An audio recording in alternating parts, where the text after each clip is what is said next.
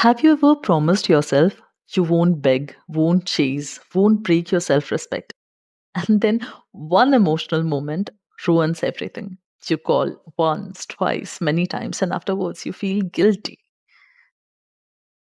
more than the pain of being unanswered. You feel you have lost the respect again. You doubt, didn't you deserve to be respected to an extent where you were given explanation at least for their actions? Today is day 14 of our 365-day healing journey. And today I'm not here to talk about strength. I'm here to talk about what happens when strength collapses.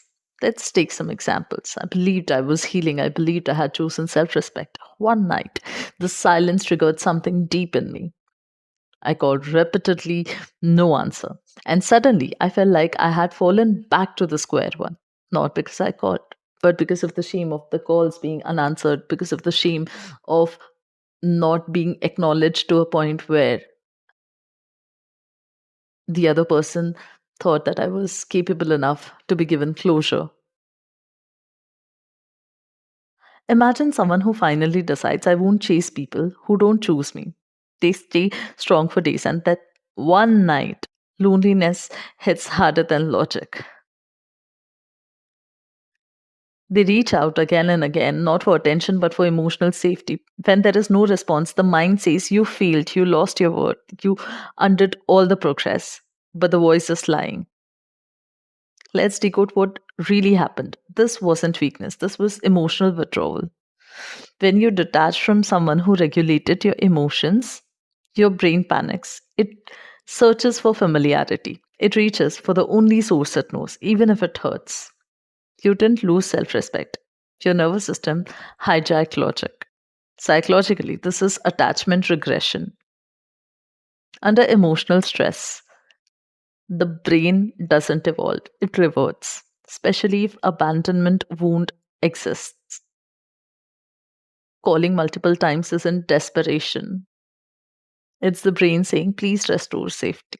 Healing is not linear, it is spiral shaped. You revisit the same pain, but with more awareness each time. Therapy doesn't ask, why did you do that again? It asks, what part of you was scared enough to do that? Confidence is rebuilt not by control, but by self compassion with boundaries.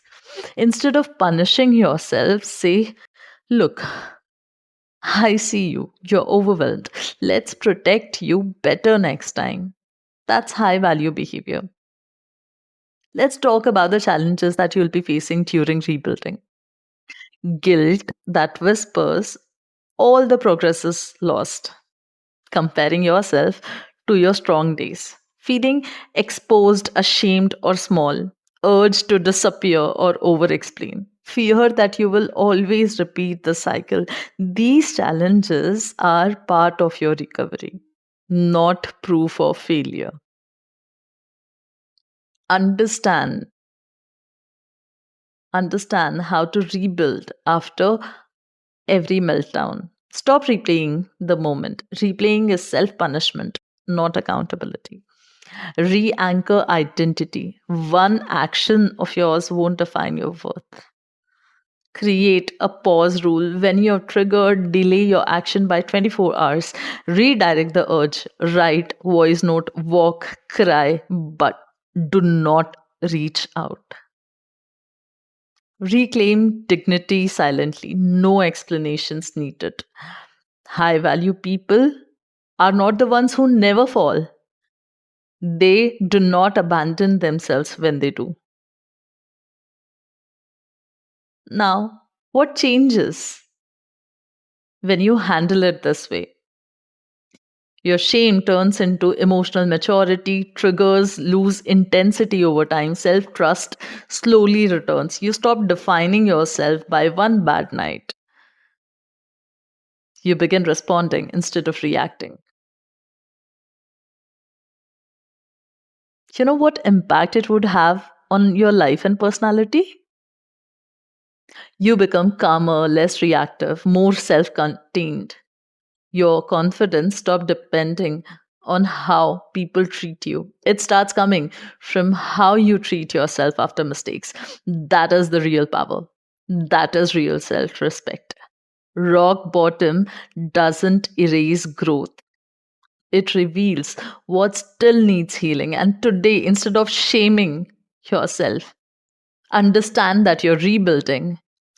I'll keep sharing real emotions, real psychology, and real healing. If this helped you feel less alone or in any way, then let's stay connected and grow together.